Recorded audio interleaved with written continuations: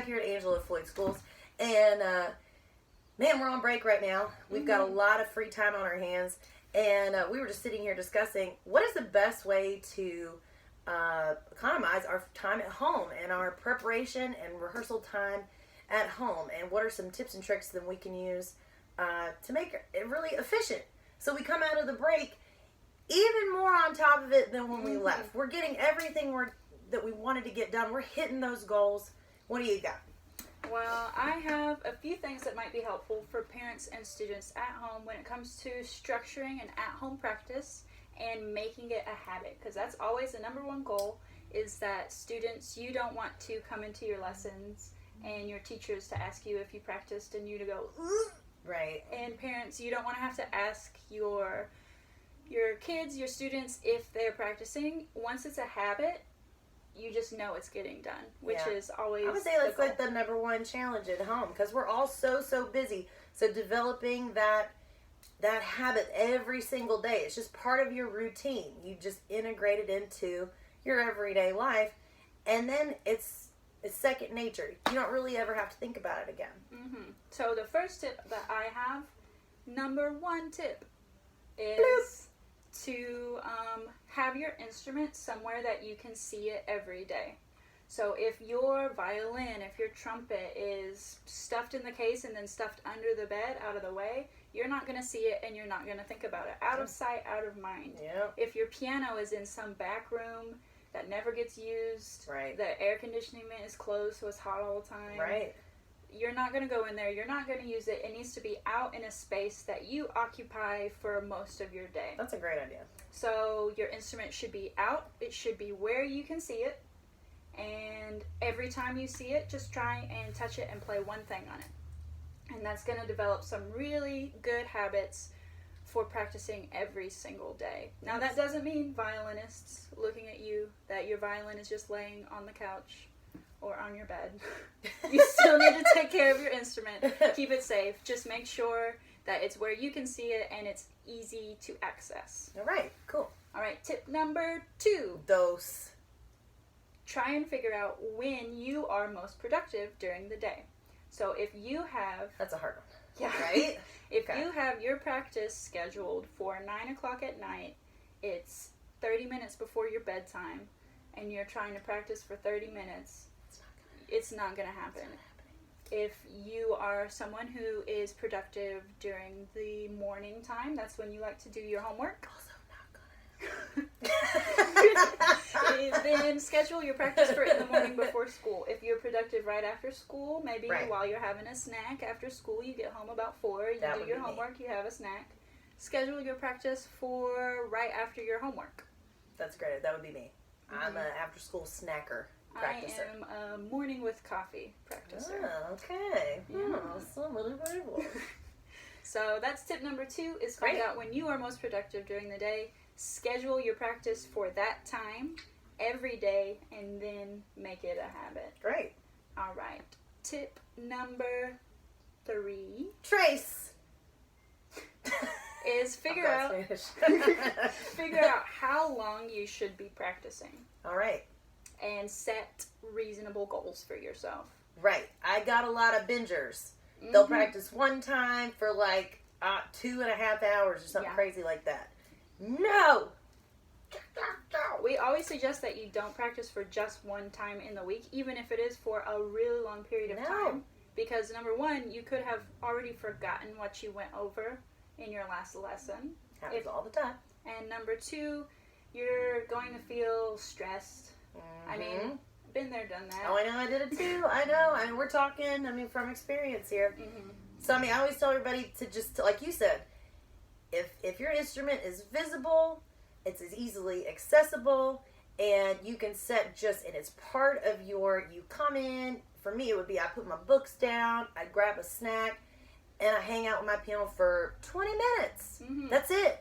And then you go on to basketball practice, soccer practice, dance practice, all the other things, but you've already gotten it done, and you've reinforced all those really great things that you've been working on in your lesson with me, with Val and Mal. Yeah, exactly. So parents often ask a lot how often their students should be practicing, and as a beginner, it's very important to realize that we are not going to ask your beginner piano student, violin student, voice student to practice hours every single day. That's something that happens once you get into more advanced territory on your instrument. To start out with, I usually suggest, maybe you're different, that a beginner, like 5 or 6 year old piano student, should practice around an hour in the whole week. Yeah. So maybe 3 times for 20 minutes. Maybe you do better, your student does better with shorter practices, has maybe a shorter attention span, so you do 6 10-minute practices. Yeah.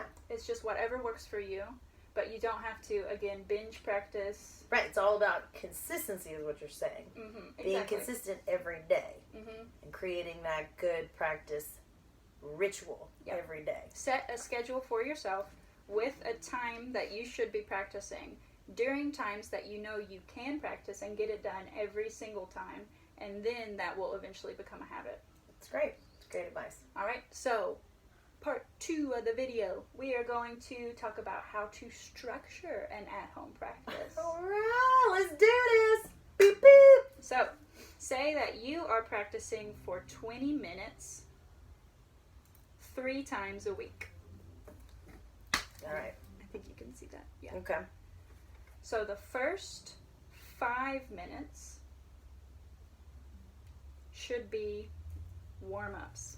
And we did a great series on here that's all about warm-ups. So if you are going, I don't know what to do as a warm-up, well, Mal and Val got you. Check out the Deep Dive in 5 series. We've got a lot of scales of warm-ups for you to check into that. That major scale warm-up is perfect for this 5 minutes. That's it. So do your scales, do your hand-in exercises, do your finger patterns on the violin, do arpeggios, all those good things that make up a warm-up and make your fingers stronger, make your hands more independent, and make you just an all-around more confident player, developing those good habits, the good muscle memory habits. And yeah, Great. The next 10 minutes we are going to work on your current repertoire, your current piece that you're doing with me or Val or Dan in your lesson. So the next 10 minutes, spend it to just work on your current piece. Now, Mal, do you need to do the whole song? What if you don't get the whole song done in 10 minutes? So make sure, I would try and at least do it once. You need to practice smart though. Right. So if you have one section of your song that's giving you a lot of trouble, maybe this is the 3rd time, your 3rd practice of the week, and you got it down, but there's this one measure that's a little bit tricky, don't spend your whole 10 minutes just repeating your song over and over. Instead, just practice that one measure, repeat it several times, and then add it back into your song. That's a great idea. So you're not wasting time playing things that you're already confident in just to get to that one measure that's maybe giving you a little bit of trouble. There you go. And now, last 5 minutes. Gosh, practice is almost over. It's almost over. So Time's fast. flying. Go back and review your old pieces. So that way you have a nice, consistent repertoire of songs that you know how to play. And it's just reinforcing all those really good skills that you've been learning too. Yeah.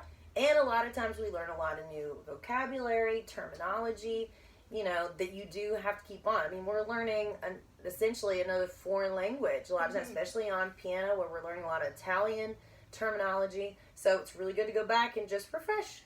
Yep, exactly. Just spend this last 5 minutes to play songs that you enjoy, that you like, that you've done before. Love it. So, just to review, this is a 20-minute practice. You can use this basic formula to structure any practice time. 15 minutes, 30 minutes, an hour. If you're a more advanced player, a warm-up, practice your current piece, and then review old pieces. Sounds great. That's doable, right? Totally doable. Nice, fast, easy, done. You know what? I'm going to do that today, Mal. Oh, nice. I will too. Yeah. All right. You should too. We'll catch you on the flip side, y'all. Thanks, Mal. Bye. I'm Val. We're out.